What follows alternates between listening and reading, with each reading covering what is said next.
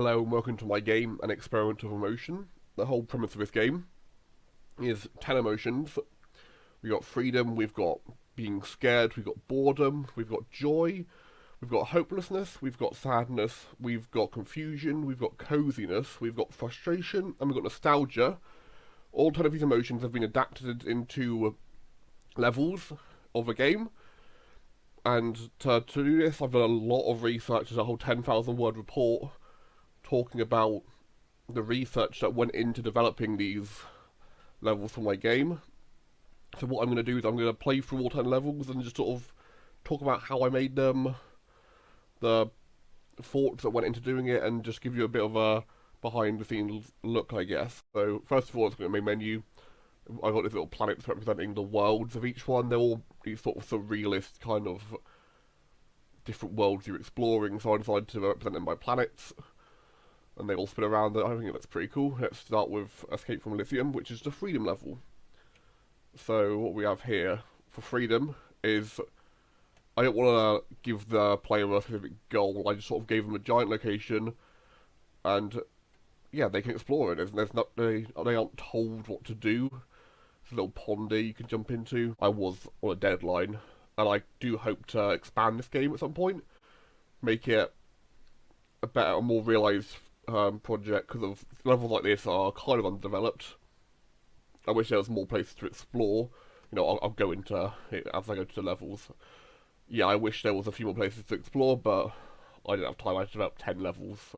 But yeah, I think this does do what it needs to do, which is be a level that emphasises freedom. You can run around wherever you want. There's no specific goal, and when you're bored, you just jump off the edge.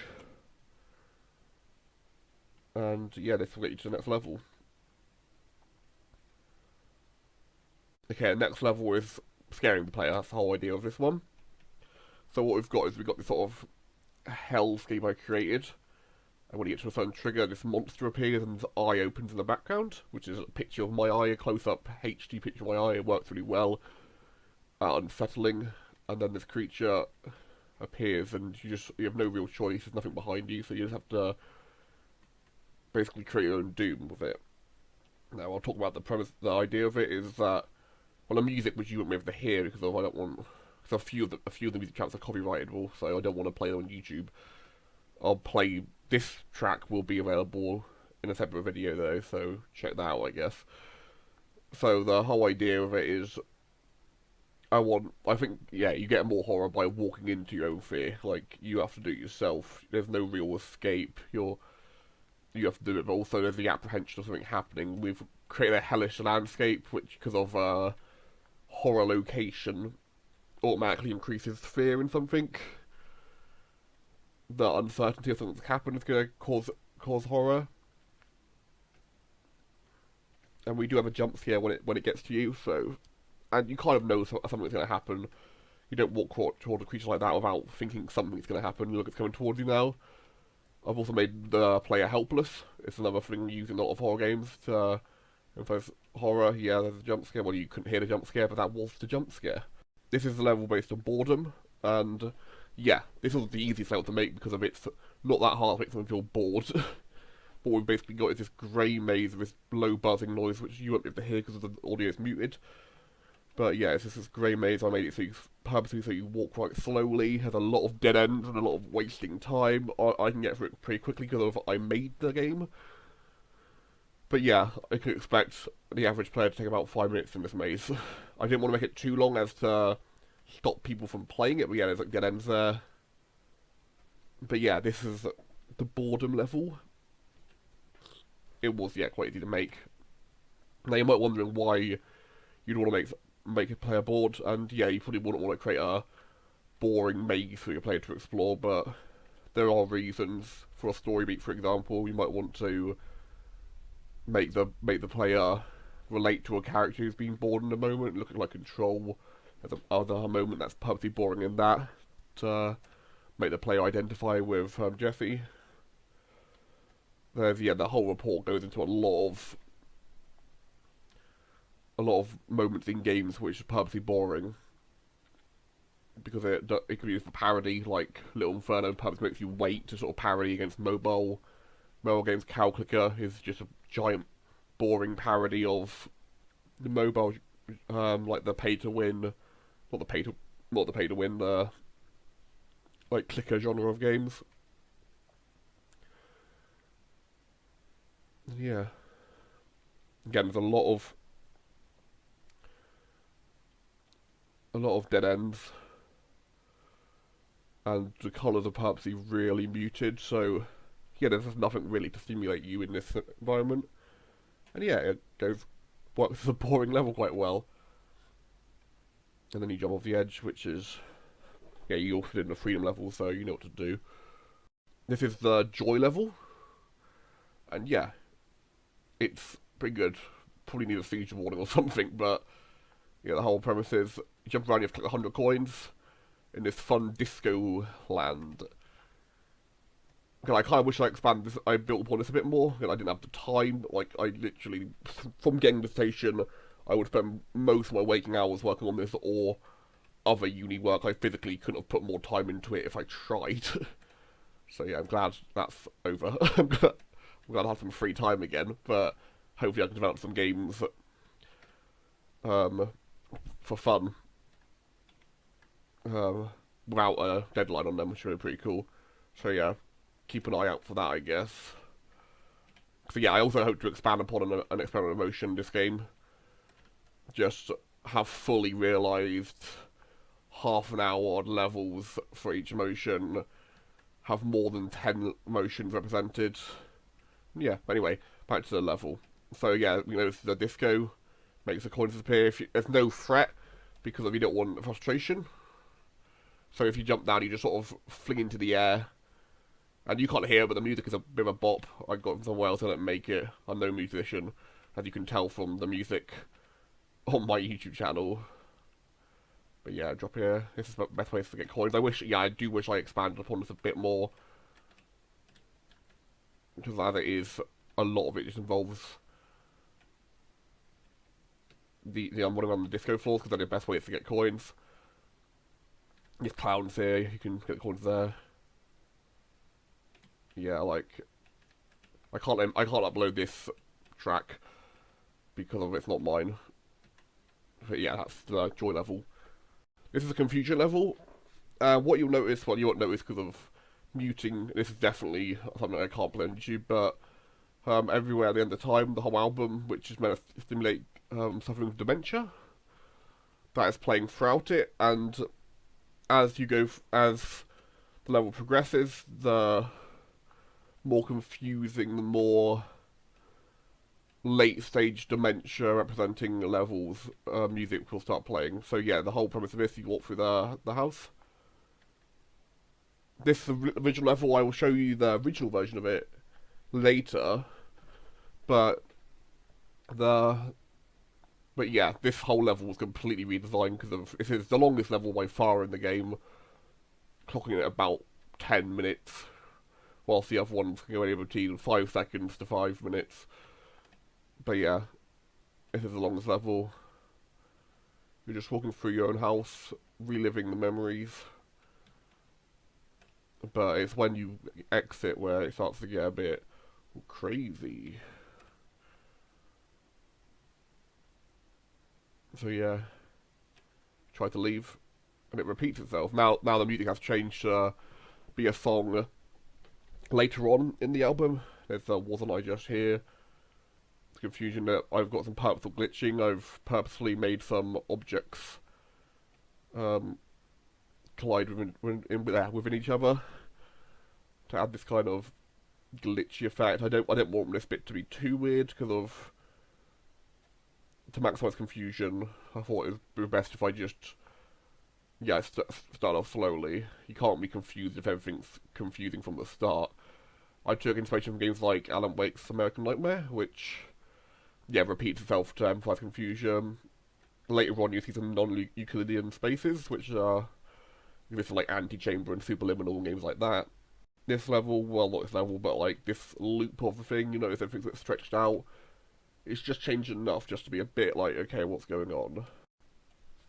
And yeah, the track has changed to a later song found within Everywhere at the End of Time, which is a good album. recommend a listen if you've got 6 hours to spare and want to feel depressed for the rest of the day. Yeah, it's purposeful glitching. It's all stretched out. There's a lot of, okay, you can see outside now a bit. Or that chair is glitching. It is, like, again, the level isn't necessarily meant to represent someone going through dementia, but it kind of also is, it's meant to represent someone losing their memory. Later on, you'll notice things start to disappear as well as getting more confusing. As you sort of relive the same memory as it gets more and more confusing each time. This is where it starts to get really weird, you notice. Everything's kind of spinning now. What I did was I put the whole house on like a rig, basically, just sort of spinning it all around. I also lifted it up from the ground so it didn't clip in with the grass. But yeah, it's gonna... It's quite hard to go through doors now, but it is possible, like that. Skilled gamer there. Because again, I do plan on remaking this game completely in my free time. Maybe selling it for... It will be cheap, I don't think my games are worth that much, but... Yeah, I would love to expand upon the ideas I've had here, because there's a lot of things that are cut, which I'll go into later on. And yeah, you jump out there. So yeah, I guess leave in the comments if you want any motions you want to be represented in the full version, which will probably be out in a few years' time, because that's the kind of development time I want on it. But anyway, yeah, this level was a bit more normal. There's a giant chair outside. But yeah, I wanted it to go back to being normal a little bit before it gets really crazy. The TV's off now.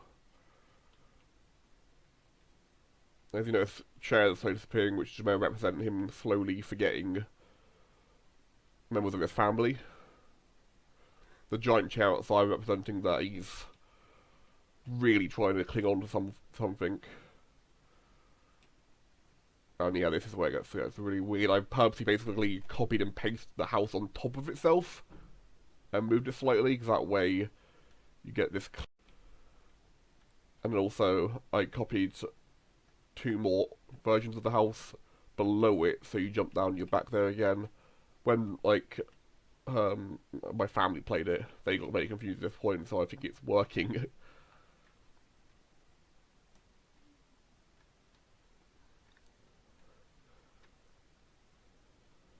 So yeah, there's a lot of clipping, there's a lot of what's going on.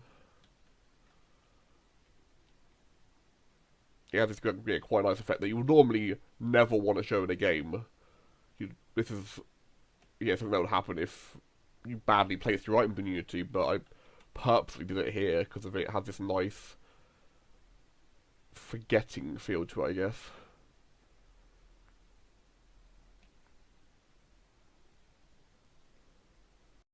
And yeah, this is where it starts to get a bit overwhelming, I guess. Which the track that is playing, which you can't hear, represents that quite well.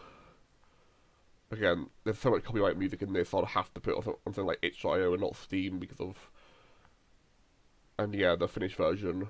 Well, this is the finished version, but if I ever do decide to remake it, which I do plan on doing, I would have to remove all copyright music. But anyway, yeah. The torch just, yeah, increased the light. It's obvious how I did this, I guess.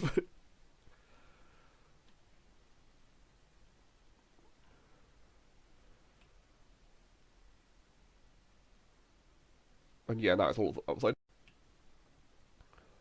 And the music, yeah, the music really does help. You won't be able to hear it, but it really does help in the feeling of confusion and slowly deteriorating.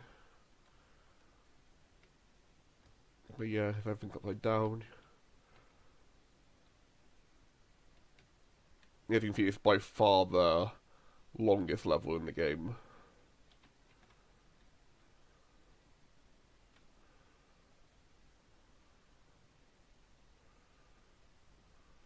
I think there's 2 more go-throughs, I guess. But also the fact that it never tells you how much time you have to go through. It really helps increase confusion. Also, this is the illusion of non-Euclidean space. It looks like it's repeating. in fact it is a Euclidean space, there is a limit to how much times it repeats, you've got to keep running down. So it kind of serves the puzzle because of, I guess you could just stop running down and get lost. But yeah, you keep running down. I also increase the speed here to make it less frustrating because of there's a lot more walking there, I guess. And yeah, you notice it keeps repeating that way and the other way. It looks pretty cool, I think. You go downstairs and yeah, it's all stretched out and broken, and it just repeats that again here. But yeah, it really shows confusion. And yeah, this is where it all ends. You've kind of forgotten everything. And yeah, it's pretty depressing, I guess. Yeah, I just changed every texture to be this texture. Well, it's still texture, but it's grey texture. And I removed all the furniture. So I kind of have this haunting thing. It's also like grey dark, as if you can't really remember much in the future, and even when you do, it's not much there.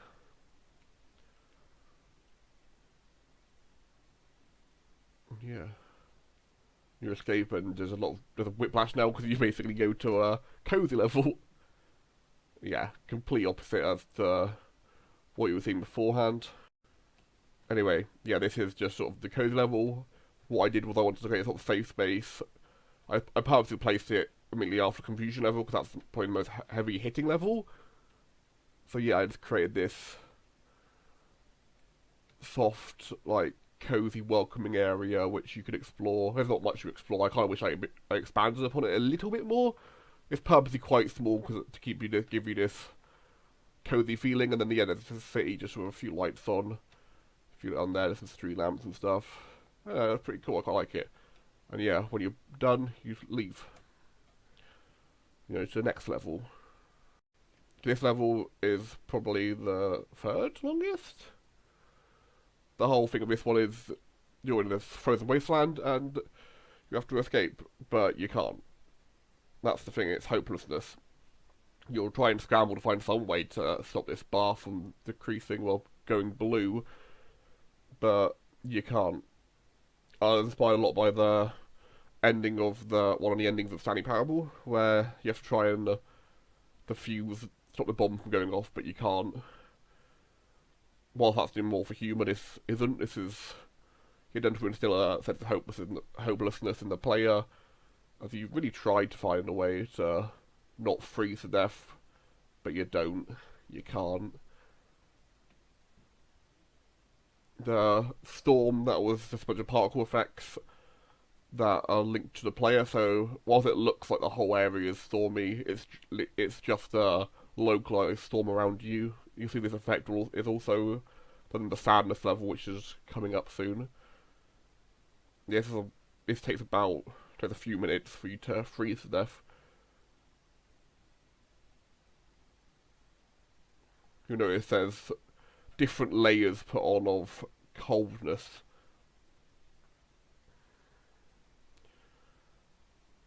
And you start to shiver more, and I'm not doing that shivering motion, I'm not role-playing that hard.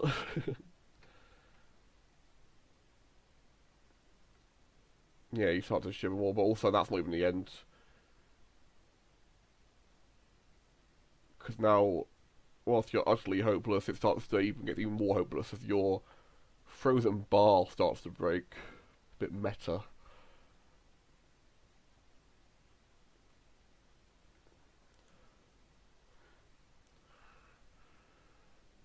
And yeah, you notice there's very few. I think there's a few mountains, but not mountains, but just sort of snowy hills. And yeah, I think the music as well definitely helps with the feeling of hopelessness. As you kind of like, okay, what do I do? But there isn't anything to do. You can move around as much as you want. You're not going to get out of this.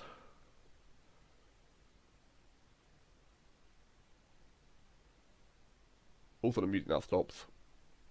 really hitting home this sort of hopelessness feeling. It's not even music left, it's just you and your own thoughts.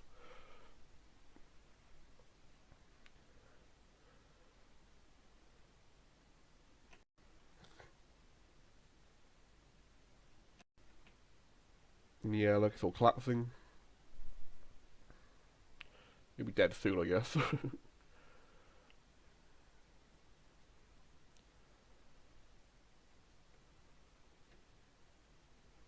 Also, even if you walk in one direction the whole time, you're not going to get to the edge of the map. There's literally no way out of this frozen wasteland in the time you're given. If I was to redo this, I would like to have maybe added a wooden cabin just out of reach.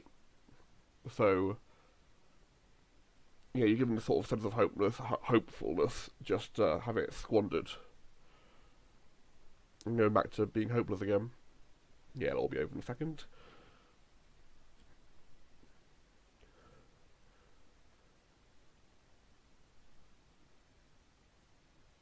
And yeah, your walking speed starts to decrease.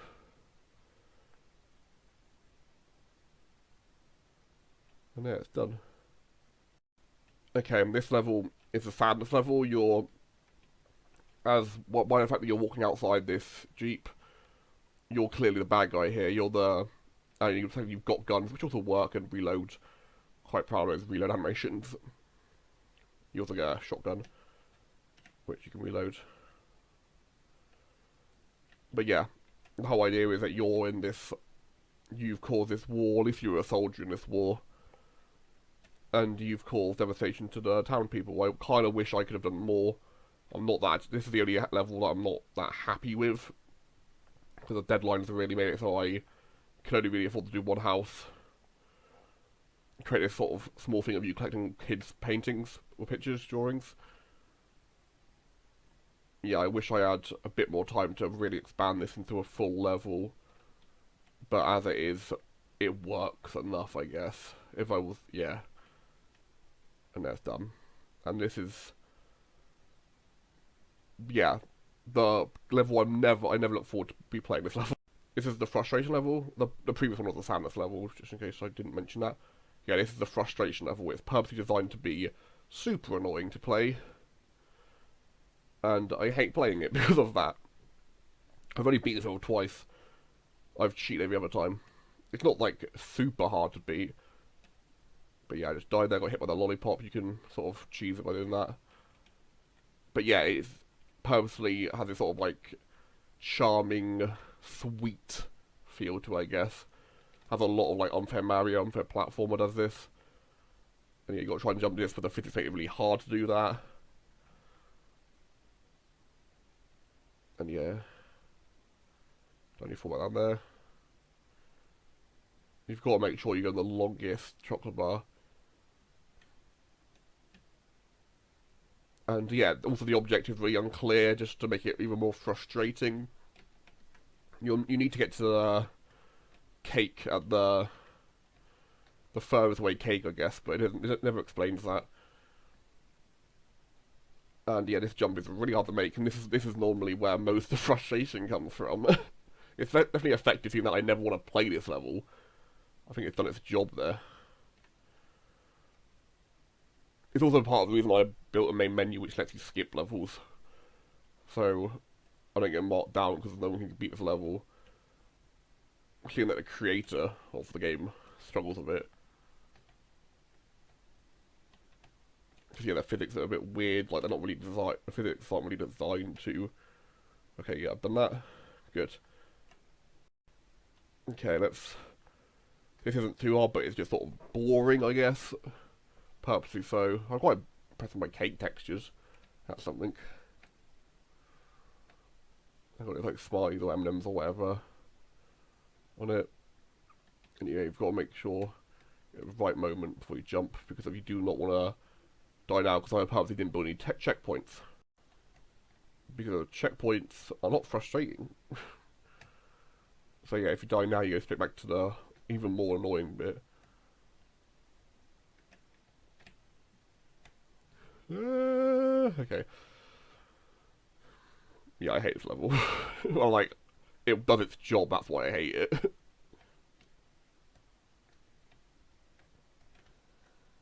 You've really got to be patient and make sure you don't rush anything. And yeah, again, it's not even clear what the objective is if you're not me. Really emphasising the frustration of it all.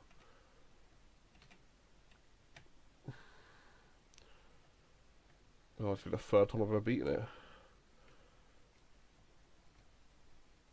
Hopefully, anyway. So yeah, you got to jump, and when you hit this, you get to the final level. Now, this level is a nostalgia level. Now, I don't expect anyone to have nostalgia for the game that they just played for the last half an hour or whatever, but it's at least gets you some memories, I guess. At least there is this memory of, oh yeah, I went through all this. So basically what I've done is I've recreated, well, I've copied and pasted the 10 previous level assets from the 9 previous levels, and you have to explore with this weird filter on and find 10 cubes. This is easily the second longest level. But yeah, it becomes this kind of fun and Easter egg hunt of trying to have explored the previous locations and find the collectibles, which are all glowing to make it easier. There's also Mario 64 music playing, the Mario 64 from Wet Dry World, the skybox and that is being implemented. There's Mario jumping sounds. It's pretty cool. So yeah, finally, this is definitely the second longest level after the confusion level. Also, it did save up on development time. I think if I didn't just use old assets in this one, I wouldn't have had a 9th level, but it kind of worked as well because of, yeah, like, this is about as much nostalgia as I could make for I guess, my own game that you're playing currently. Again, I don't expect you to have nostalgia for the game, but maybe the Mario sound effects or the old filter, which is what I think will give you a bit of nostalgia. So you got to look up for the light, really. This is the boring maze if you. I don't know, where did I put it? Yeah, this is also the latest developed level, so yeah. Yeah, this is the level I developed the latest, so most recently. So this is also the one that's least play tested. I think it's on there. Nope. So here, there is. Found it. So yeah, let's get out of this boring maze. Also, the joy mechanic of jumping and sort of falling is also implemented. And yeah, I love this effect. Basically, there's a camera which is creating a texture out of the scene but at a low resolution, and then that is basically plastered on top of the camera. That's how that's all done. And I really like the effect. It really makes it look like an N64 PlayStation style game.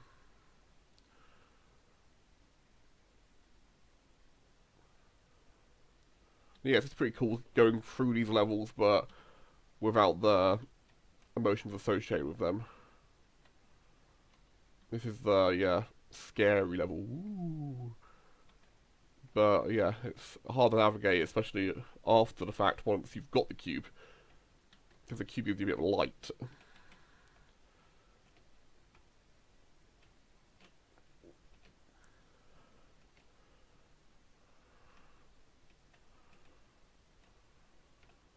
Nope.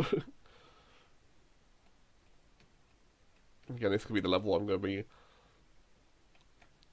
the worst at because it's the one that I've played yesterday about only a few times. One cube. Done. Maybe I'll walk you out. Which... Can't get out of here. Oh, can you? Oh, you can. Ooh, I boundary break my own game. Anyway, yeah, so there's the house from the confusion level, but it's nice nostalgia now. It's no longer a metaphor for dementia, so that's nice, I guess. It's also smaller now. That wasn't actually intentional, but I was like, yeah, it gives you a different perspective on things, so I might as well keep it. And yeah, you go in here, and there's another cube. So yeah, this is kind of, I guess, like a fun little ending to it all. You've gone through the harrowing experience of the frustration, boredom level, which aren't great. Well, they're good. They do what they need to do, but they're not fun because of it. Because again, I believe games don't have to be fun. I think games can portray a bunch of different emotions. That's what this is kind of showing. So yeah, I guess you have to have a few unfun levels to highlight that. Again, I wouldn't recommend just creating a boring maze in your game unless it's for this one specific reason of showing that you can. But yeah, boredom definitely can be used in the game. All these emotions can be used in the game. Where's that cube? It's around here somewhere. There it is.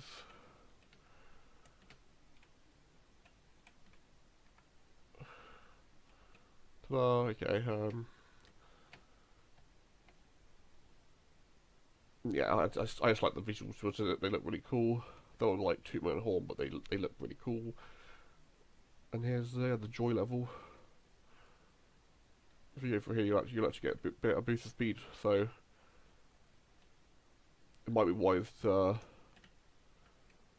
start with the joy level, but yeah, you go to the end. This is actually just an annoying one to collect.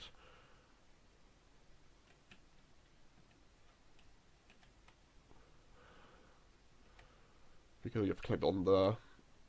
Yeah, these coins are still here, but they don't do anything.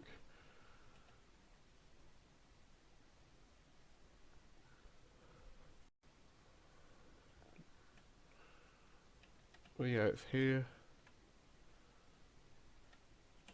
And you either have to fall just right, or...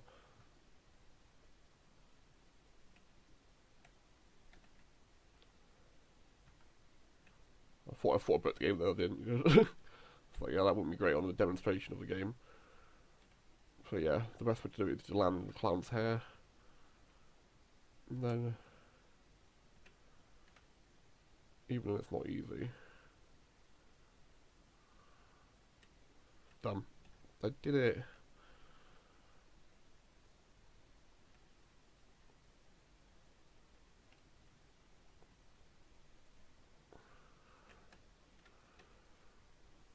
And then the last one is in the hopelessness area. If you... Yeah, do enough falling and about enough... Yeah, it's pretty cool. You have to use the fallingness to your advantage, and then yeah, you get this giant open wasteland. It's not as hopeless anymore because of there's this whole other nostalgic world around you, but yeah, it's full of the light basically. So yeah, the hopeless world is huge. Inside in the middle of it is the last cube. And yeah, that is it done. And here's the credits. Quickly, I'm going to show you the prototypes of some of my levels. So, well, the prototype for the fear level. So, not fear level, the confusion level was originally going to be fear for like really, really early development, but it turned to confusion. Like after like an hour of developing assets. But yeah, it's loading. Yeah, this is why I changed it, because originally it was just like a hall floating in the void. It looked awful. But yeah, that does also repeat 10 times, slowly changing everything. I removed, yeah, I completely rebuilt that into the confusion level we all know today. I'll show you the 2 cut levels. There was the eerie level, which isn't finished, that's why it's not in. But yeah, there's a swinging light, which is a pretty cool effect, but again, it's not a level, it's just swinging light. And then there's, where is it? Terrified. Which, yeah, with a test for ragdoll physics here. Spooky, ooh. And then, yeah, it's just sort of this infinite forest, which looks pretty cool, but again, it's not a level. Okay, so why does this whole thing interest me? I find games can be much more than what they often are. Like, they're an art form, but so much games just try to be fun. So I was thinking, okay, let's compile the research done by experts in the field, expand upon that research, and create levels to demonstrate that research would be a good way to help game developers create more emotionally enriching games that do more than just try and do fun. I'm hoping this could benefit game developers in the future. And so yeah, that's why I've done it, is a way for developers to have a resource to help them develop more emotionally enriching video games. Problems I ran into, time mostly. I worked extremely hard on all this, but yeah, with the deadline, I still didn't manage to do everything I wanted to. So like the sadness level, for example, was really underdeveloped, and I'm not that happy with it. But it's developed enough to warrant putting in the game. And I kind of like originally there was gonna be 12 emotions because yeah, there's the sad, not sad, the terrified, and the eeriness level. Again, they both got cut because of time constraints, so that was an issue. And yeah, there was a lot of glitches with getting the joy thing working where you shoot into the air, but that's fixed now. And yeah, that's my project, I guess. Thank you for listening. This is one for my dissertation for third year at University of Plymouth. So yeah, thank you for watching. Bye-bye.